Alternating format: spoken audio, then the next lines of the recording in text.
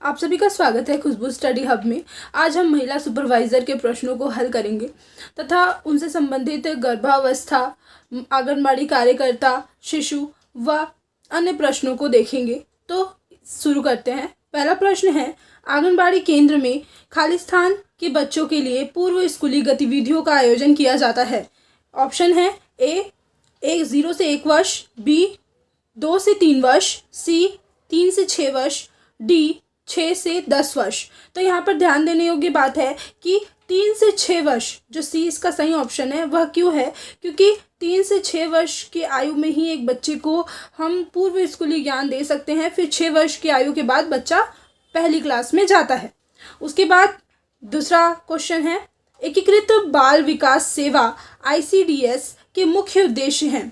इसके ऑप्शन है ए प्रतिरक्षण, बी स्वास्थ्य जांच और परामर्श सेवाएं, सी स्कूल पूर्व और अनौपचारिक शिक्षा, डी उपयुक्त सभी। तो ये इसमें उपयुक्त सभी आएगा। ऑप्शन डी इसका सही उत्तर होगा। तीनों ही एकीकृत बाल विकास IDCA के प्रमुख उद्देश्य होते हैं। फिर उसके बाद क्वेश्चन 3 देखते हैं, प्रारंभिक गर्भावस्था बनाए रखता है। ठीक है, ऑप्शन है ए गर्भनाल, बी पीतपिंड, सी स्तन और डी ग्राफेनियन फॉलिकल। आंसर हो जाएगा बी पीतपिंड गर्भावस्था बनाए रखता है। फिर क्वेश्चन नंबर 4 है, जन्म के बाद बच्चे को स्तनपान कब से शुरू कराना चाहिए? यह IMP क्वेश्चन है। तो इसके ऑप्शन है ए 2 घंटे के अंदर, बी आधे घंटे के अंदर, सी दूसरे दिन और डी 1 सप्ताह बाद। तो इसका सही उत्तर हो जाएगा बी आधे घंटे के अंदर ही एक नवजात शिशु को माता का स्तनपान कराना चाहिए। फिर प्रश्न क्रमांक 5 है, एक 4 साल के बच्चे में भाषण क्षीणता का सबसे संभावित कारण कौन सा हो सकता है? तो भाषण क्षीणता यहाँ पर कुपोषण या पोषण की कमी संबंधित जो रोग है उससे संबंधित है ये वाला क्वेश्चन। तो इसके है ए कटे फटे तालु, बी एटविज्म, सी श्वसन तंत्र संक्रमण और डी मुखर गर्भनाल हानि। तो इसका सही ऑप्शन हो जाएगा ए कटे फटे तालु। जो फटे होठ होते हैं, जो तालु होते हैं, उसके कारण एक बच्चे में भाषण क्षीणता आ जाती है। फिर प्रश्न 6 देखते हैं, आमतौर पर शिशु किस उम्र तक उसके जन्म के समय के वजन के 2 गुना वजन का हो जाता है?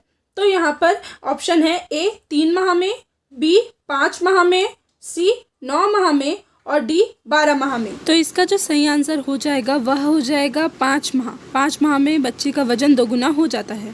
प्रश्न क्रमांक 7, किन शिशुओं में हाइपोथर्मिया होने का अधिक खतरा होता है?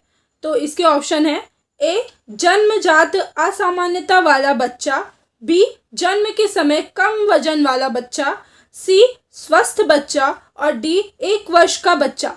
तो इसका जो सही आंसर हो जाएगा वो है बी जन्म के समय कम वजन वाले बच्चों को हाइपोथर्मिया होने का खतरा अधिक होता है। इसका हम कुछ महत्वपूर्ण नोट देख लेते हैं कि जन्म के समय कम वजन वाले बच्चे, लोअर बॉडी वेट वाले बच्चे वह बच्चे होते हैं जिनका वजन 250 ग्राम से कम होता है। वो बच्चे लोअर बॉडी वेट वाले होते हैं। ठीक है, 250 ग्राम से जिन बच्चों का वजन कम होता है वो बच्चे ही कम वजन वाले बच्चे होते हैं और इन्हें ही हाइपोथर्मिया का खतरा सर्वाधिक होता है। ठीक है, इनके लिए जो सर्वाधिक उपयुक्त ट्रीटमेंट होता है वो होता है kangaroo mother care. Kangaroo mother care वह होता है जिसमें बच्चे को माँ अपने स्तन से चिपका कर रखती है, उसे गर्म रखती है, जिससे कि वह बच्चा जल्दी अपने वजन में वृद्धि कर सके। ठीक है, प्रश्न क्रमांक 8 देखते हैं, आंगनबाड़ी कार्यकर्ता नवजात शिशुओं की देखभाल के लिए माँ को क्या सलाह देगी? तो ए पानी पीना, बी बच्चे को धूप में रखना, सी नवजात शिशुओं को गर्म रखने के लिए व डी ठंडे पानी से नहलाएं। तो यहाँ का सही उत्तर हो जाएगा सी नवजात शिशु को गर्म रखने के लिए सलाह देगी। तो इसके महत्वपूर्ण टॉपिक्स देख लेते हैं कि एक आंगनबाड़ी कार्यकर्ता बच्चों को, नवजात बच्चों को रखने के लिए एक माता को क्या क्या सलाह देगी। तो पहला सलाह देगी कि बच्चे को वो गर्म रखे, दूसरा बच्चे के जन्म के बाद तुरंत उसका वजन करवाए, फिर तीसरा 1 घंटे के भीतर स्तनपान की सलाह दे, चौथा नवजात को 24 घंटे तक जन्म से ना नहलाए, 24 घंटे के बाद ही नहलाए। फिर उसके बाद पहले 6 महीने तक स्तनपान का महत्व समझाए और फिर आखिरी बच्चे को प्रीलैक्टिक यानी शहद, गुड़ व बंद पानी, बकरी का, गाय का दूध ये सब ना दे।